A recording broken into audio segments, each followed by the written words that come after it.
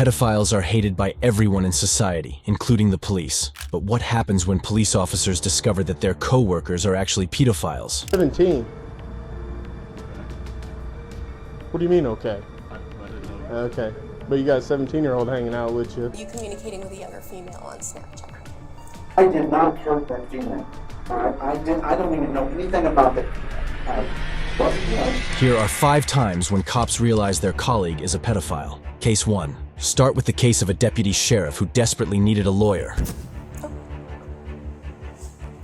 In April 2020, the cops got a secret tip that Officer Jalen Fleer had been intimate with a minor. Jalen, not knowing about the tip, went to the jail where he worked. They asked him to come to a room for questioning, and there, he found out about the tough situation waiting for him.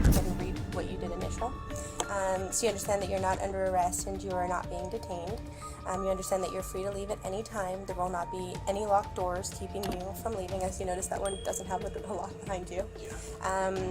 You can choose what questions you want to answer, and you can choose to leave or let us know, and we will assist you with the exit. Although you're probably going to be the one assisting me, because I don't know my way around here. Okay. So you understand, like, if you, as far as like leaving, you have access points and you know how to leave or where to go. Okay. Very cool. After telling him his rights, the detective started asking Jalen about his personal life to get to know him better and make him feel comfortable and not scared. So I know that I have a lot to delve into, but I really want to get to know you first, if you don't mind.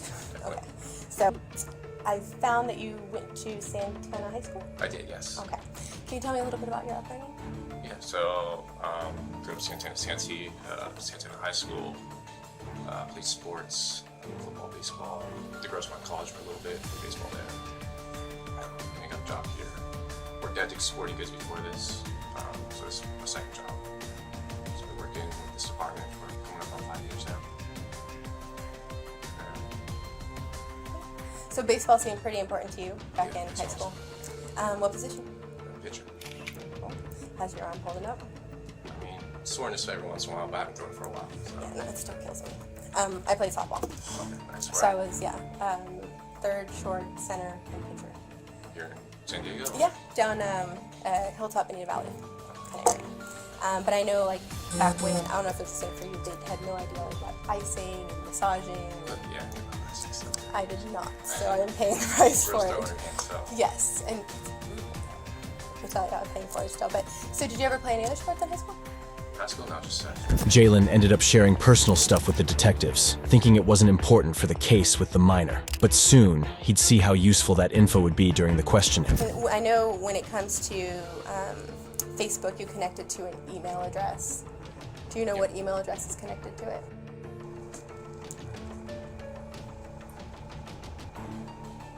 And then your Instagram account with the same email? I think so, yeah. Okay. And I know sometimes with Snapchat, they'll have you either sign up with a phone number or an email. I believe it's my phone number. Okay, very cool. For what seemed like harmless reasons, the detectives got Jalen's email and phone number. Though he answered everything, his arms were crossed and he was moving in his chair, showing he was nervous. It made sense because Jalen was a cop himself. He knew if he was in the questioning room without asking the questions, it meant something serious was up. Well, that's what this is about? Yeah, so we're looking into some allegations that were made. We're kind of, it started with a Crime Stopper report, so we're just kind of going from there. We did receive a picture that, when we looked into it, it looks similar to you. So I don't know if you can take a look at the picture and just tell me if you've seen this picture before. Oh, I have like 15 million things here. Okay. So this picture right here. Yeah, that's definitely me. The gross one. Okay. So this picture right here. How old were you when it was taken? 20. 20? Okay. Have you ever used this picture on any social media site? I think it was Snapchat back in the day, yeah. Okay. Alright. Have you ever shared this picture with anybody on Snapchat? Yeah, probably with my wife, to be honest. Obviously I talked to other girls back in the day too, but I can't remember. Okay. The detective displayed a photo of Jalen linked to the reports, but he said he only sent them to his wife and a few girls on Snapchat a while back. While answering, Jayan looked down and avoided the detective's eyes, which the detective surely noticed. You had to guesstimate how many times you may have shared the photo. How many times? So that one, maybe just a couple times, once or twice. Okay, so definitely to your wife. Yeah. Okay, so you've used that photo for your wife, and you were about 20 years old in the photo. You did share it on Snapchat, and then maybe some other girls you were talking to? I mean, yeah, this was a long time ago, so I don't really remember who it was. Okay. Have you ever posted it as like your profile photo, or No, that one. ever posted on Instagram? Oh, I forgot to ask you, are your accounts, is your Instagram and your Facebook, are they private? Photo came up in connection with some allegations about you communicating with a younger female on Snapchat. Okay. Have you ever communicated with any females that we've already recognized that yes you have with your recruit from the past? Is there anyone else you communicate with on Snapchat? Back then, no, just close friends and coworkers and stuff like that. Anyone recently? This was Jalen's 5th year as a cope, and he'd been trained for 5 years. He knew how to stay cool and hide his feelings when needed. But his short answers, closed body language, and avoiding eye contact made the detectives suspicious that he was hiding something. Soon, he figured out they knew more than he thought. Came some additional information about your personal life. Okay. And based on some of the information you shared with me today, it seems to add up. Okay. So is there any reason why the person would say they're you and share your information? Sounds like it'd be someone that knows me then, obviously. But I don't have any enemies that would be doing something like that. During interrogations, detectives can lie about having proof that incriminates the suspect, making them confess being a cop. Jalen knew this tactic. Instead of falling for it, he stuck to his story, saying it was someone he didn't get along with who shared his info. He'd only believe the detective wasn't bluffing if she somehow knew the exact details he shared with the minor. What do you know? We know that you're a baseball player. Yeah. I mean, a lot of people know that. Yeah, so that information was kind of shared. Okay. Your work schedule. It's been 5 years now I've worked here.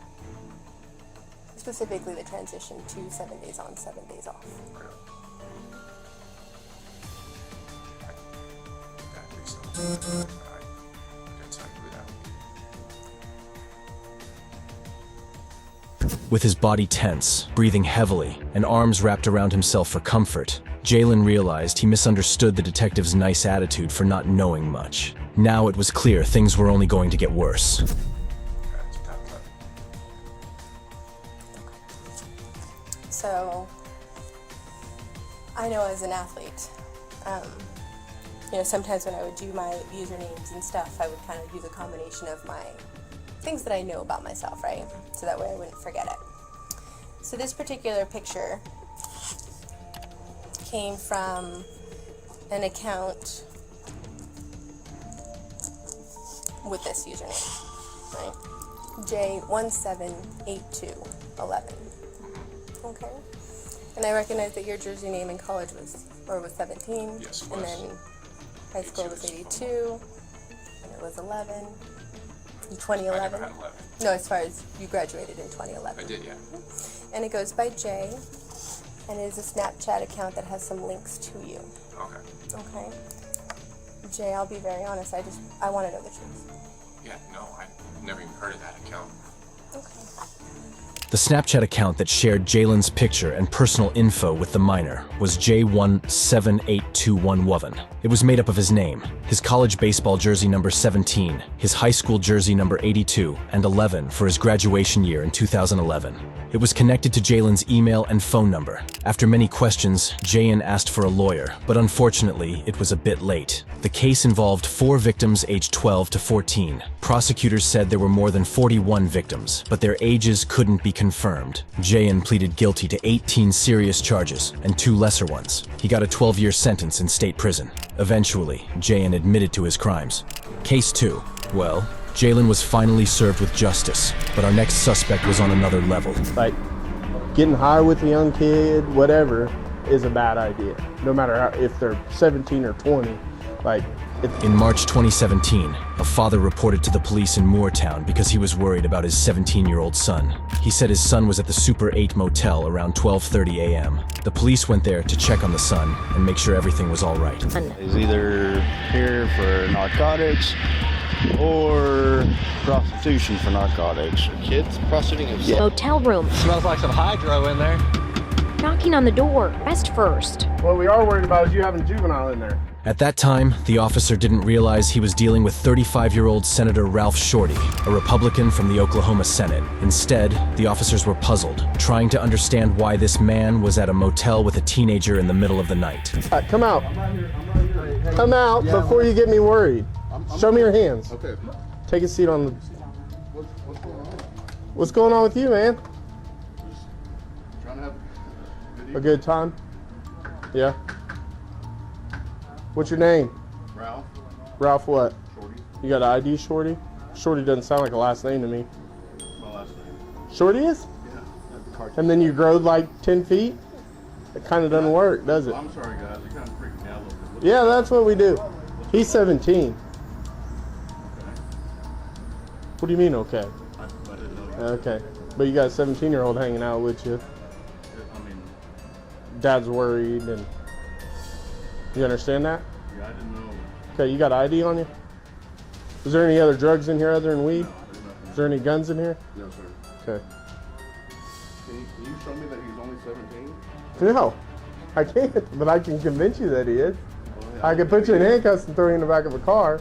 We do that, Okay, Ralph. let's see an ID real quick. Ralph was immediately arrested after being found in a suburban Oklahoma City motel room with a then 17-year-old boy. The cops had noticed the odor of drugs. Police accused the married father of 4 of hiring the teen for intimacy. A couple of days before charges were to be pressed, they were each brought in for questioning separately. What ensued during the interrogation was deeply disturbing. It'd be easier just to get in a place, and then we decided to talk.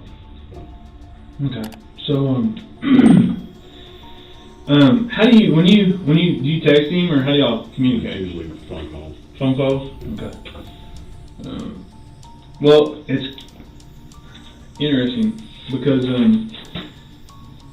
on his tablet, he has a conversation that he says he had with you using an app called Kick. Do you know what that is? Mm-hmm. Okay. Well, there's a pretty lengthy conversation on his tablet that he says is with a guy that is you, that he that is online, or the Kick ID is Jamie Tilley, and you told officers that night that that's what your online. He calls me Jamie, Uh-huh. and I'm not sure why. Okay. And anyways, so we've got a conversation between him and this Jamie Tilley about, he says, I need money for spring break. Jamie Tilley says, I don't really have any legitimate things I need help with right now. Would you be interested in sexual stuff? He says, yes. This goes on about how I can get you, blah, blah, blah. And this child, 5 months. Okay. So he's telling me that when he first met you through Craigslist, that he had posted an ad in Casual Encounters, and that he had a lot of responses for it, but that you said that you wanted him to mess around with your wife while you watched. He said that he showed up to do that, or you guys got together and started talking about that. He found out your wife was pregnant, and then said that it never happened because she was pregnant. So here's the deal, Ralph. You and I both know what the truth is, and the truth is not what you're telling us. We're not saying you're a bad guy. We're not saying you set out thinking that this is some 15-year-old kid you're going to go bang. We're not saying that. We're saying, hell, maybe you didn't know how old he was. I don't know. I think you probably did based on what he's telling me, but things are what they are. Tell us the truth. Get it out there. Let's get this over with, get this behind us so we can all move on. Telling you that. No, you're not. You're telling us part of what happened, but you're not telling us what's going on. You told the officers there that you had an online identity of Jamie. Senator Ralph refuted being Jamie Tilley on Craigslist and asserted that he hadn't engaged in online chat with the teenager. However, the police possessed substantial evidence, including a witness with a clear recollection of the events. You got a witness that put you there. When you say, I absolutely picked him up. when you say I'm here, the witness is waiting down the street because she thought it was jacked up. She thought it was jacked up that he wouldn't tell her where he was going or anything like that. So she sits down the street and waits. And then she sees him going to the Super 8 hotel with you, and then she gets scared and wondering what the heck's going on, so she calls the police, or calls his dad. electronic. I mean, we have his device. These are just photos of it. We actually have downloaded the entire device now. So we have everything that y'all said that night. Everything. He continued to deny his activities, yet the FBI additionally found that Senator Ralph had been doing this for quite some time. He had utilized counterfeit names to send and get his sinister hands on minors and go on Craigslist to track down these young fellows. As per Shorty, the younger, the better. Online or had an online identity of Jamie. That's it. You didn't say Tilly, the last one, but you said Jamie. The legitimate age of consent in the province of Oklahoma is 16, however. Under state regulation, taking part in prostitution with anybody under 18 is unlawful. Despite Congressman Ralph's claim of being unaware of the minor's true age, the police doubted him. I'm going to try to convince you otherwise unless I have something to show you, and I just don't know. I find it hard to believe that you magically lost your phone on the way over here as well. It's not the first time, sir. Well, and but just look at it. Okay, take all this crap in this conversation that we've had out of it. All right. So just put yourself in my shoes. Okay. So you got a guy who gets caught in a room with a minor, or in a hotel room with a minor. Senator Ralph had slim chances of getting out, and in June 2018, examiners uncovered that he had been intimate with the minor 2 times. He was condemned to a total of 15 years in jail on a child sex trafficking charge and 10 years of supervised discharge. You know, it doesn't mean you're a bad person. It just means you made a bad decision. It's not the end of the world. And if I can't prove otherwise, it is the end of the world. And I can't think of any other proof that I can show you. There's nothing, because there's no, I mean, there absolutely would be. What we have is the truth. If I had phone calls, or if I had... But you don't, because they don't exist. What we have is the truth. You know it. You know that's I never why would have thought to have to record a phone call or anything with a guy. I mean, It was recorded. That's what we've got pictures of. The conversation was recorded. I mean, that is so clearly you. Case 3. However, Senator Ralph wasn't the only predator who was caught red-handed, as this former cop pretty much did the same. Listen, I'm out here. I know what you're out here to do. I'm out here to do nothing. On August 15th, 2020, 2 individuals arranged to meet at a store following conversations on a dating platform. However, upon meeting in person, they realized they weren't as pleased to see each other as they had initially thought.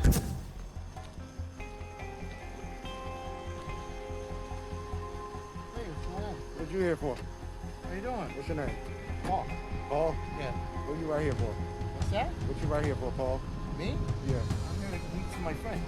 The man in the car, who introduced himself as Paul, displayed odd behavior when approached by someone he had arranged to meet. However, his odd reaction came from the realization that the person with the camera wasn't the individual he had expected to encounter, indicating that he was in for a significant surprise. Here to meet your friends? Yeah, I'm here to get some I'm here to get turkey iced tea. Some cash. Why? Oh, don't. Keep your hands where I can see them. After just 20 seconds of the awkward exchange, Paul's tale shifted from meeting friends to grabbing iced tea. Even though the man with the camera wasn't wearing a police uniform, Paul instinctively raised his hands, showing clear signs of nervousness. It was evident he was caught in a situation he wasn't supposed to be in. Listen, I'm out here. I know what you're right here to do. I'm out here to do nothing. Listen, I'm here to get a Turkey Hill iced. You hit up one of my decoys. The man with the camera, Musa Harris, had pretended to be a 15-year-old boy on a dating platform. He was messaged by Paul to meet for intimate favors, so this man arrived at the store hoping to meet the minor, but instead faced a twist of fate. Listen, buddy, you got the wrong guy. Buddy, Paul? No, my name's not Paul. You just said Paul. No. You just said your name Paul. My name's not Paul. You got the wrong guy, buddy. When things got tough, the man's brain automatically brought up the fake version of himself he'd made online. But when he realized how serious the situation was, he tried hard to distance himself from that fake persona. It was like his brain just wanted to run away from it all. I don't know what you're doing. Yeah, what's good, man? What's up? What's up? There's another one right here. You're not playing no homie game with me. You're not playing no Got one again right here. You're not playing no game with me.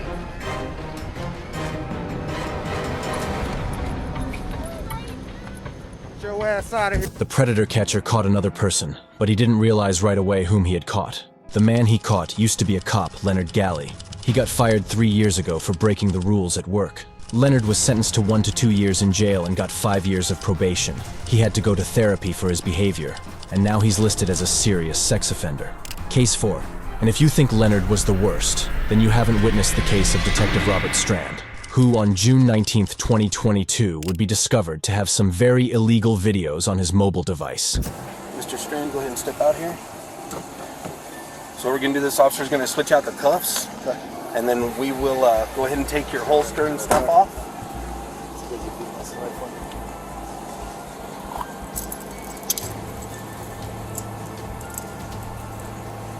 While he was working, Robert didn't know there was a warrant out for his arrest. By the time he found out, he was already in handcuffs. He quickly started saying he didn't do what they accused him of. How much is 5'6"?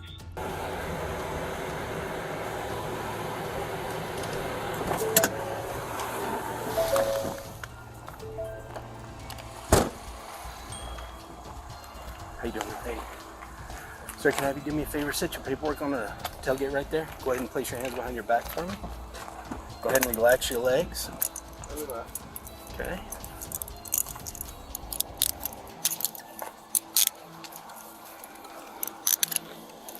From the officer's tone, it seemed like they wanted to keep the case quiet because of Robert's position in the force. It's sad to see because nobody, especially someone like him, should get special treatment. Okay, Robert, I'm going to let Special Agent Owen Pena tell you why you're being placed under arrest at this time. You're being placed under arrest where we'll be getting an arrest warrant for you, sworn out today for possession of child pornography. Or possession of sexual exploitation of a child, of children, possession statute. Okay, the biggest thing for me is I do this for everybody. I don't want a big scene made about anything. So I'm going to be as discreet as possible. Cooperate with me, we'll be fine. Let's get this portion done and do what we got to do. Robert seemed sure that his position in the force would give him some power, even in jail. But little did he know, that wasn't how things would go from here. So I didn't search you. Go ahead. No, I'm not going to do it now. Wait till Rio gets here. I'm going to advise them, and then we're going to do a search. I just didn't want you there. Okay. I don't like to do that with anyone. I like to get them out of the limelight. Over here, I think we'll be okay. Do you have anything on you that you need to leave here? I don't think so. I know you had a holster for mags or whatever. I got the holsters. Yeah, you can take them off. Well, no. I mean, if they're covered, I don't care. So. All right, sir. Go ahead and give me the name. It's gonna be Sherry. Sherry. Strand. S-T-R-A-N-D. Okay.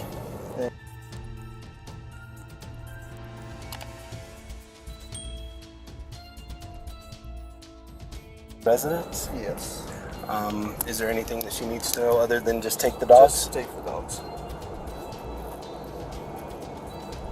Okay, as soon as they're completed the residence with the search warrant, I'll let her know and we'll get that handled. Section? Sir, I don't see. I'm not that guy. Okay. So I'm I know there was nothing. Yeah, I don't deal with the forensics. I'm unaware of how that operates. Right. I mean, I have a very, very small IQ when it comes to that, but I'm sure that Special Agent Pena will be able to answer some questions for you. Absolutely. Okay. We're going to turn you over to Rio Rancho Police Department for transport and detention. At that moment, Robert seemed to understand how serious his actions were, and he started to worry about what would happen next. So where'd the other agent go? He's in our command post here. Oh, yeah. You want to speak with him? I don't think he can answer any of my questions. If you have something you'd like to ask him, I'm sure he'd be willing to try to answer.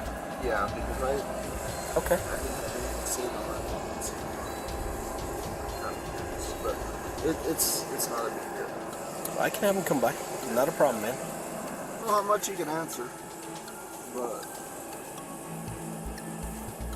was that found in the deleted section? I can't give you that right now.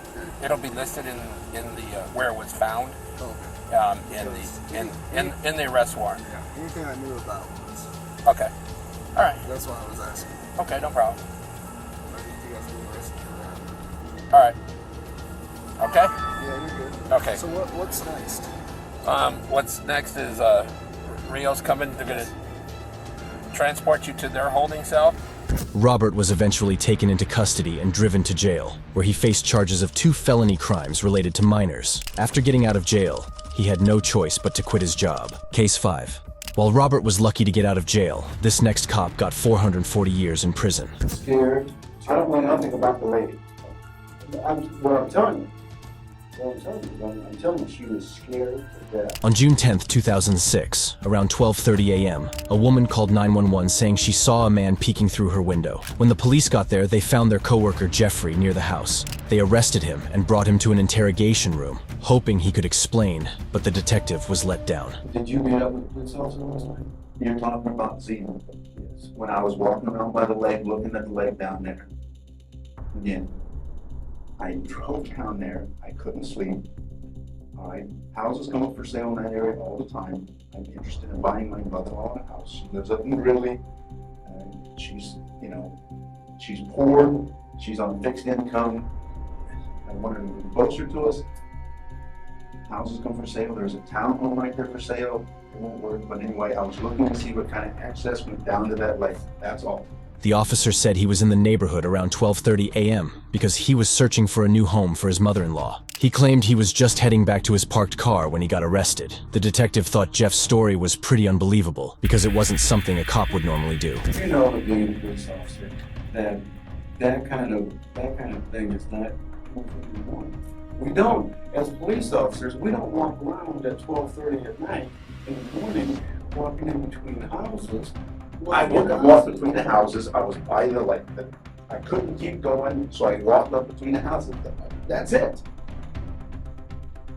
I mean, that is it. That's it. Think about what you're telling me. I am thinking about what I'm telling you, the truth. I went down there, look, what kind of public access is down there? I walked, I started going to the west side, but there's fences and I said, okay, when I come back around the other way, all right, again, I can't go no further. There's a drainage thing that comes down and fills that like overflow. I guess, I don't know, whatever it is. So I started, the dog started barking, so I walked up between the houses, go up to the road, and yes, to be on the road, so I'm not walking up between, it's just, well, wait, but you weren't on the road until I was going to go in the road. Jeff kept telling the same story to the detective over and over again. Despite finding it extremely hard to believe, the detective felt there was something fishy about his situation. He thought Jeff had planned to do something really bad that night before he got caught. It is just right down the line. Right down what line? I mean, he's called out there, all right? There's nobody else out there but you. This lady has someone prowling around her windows.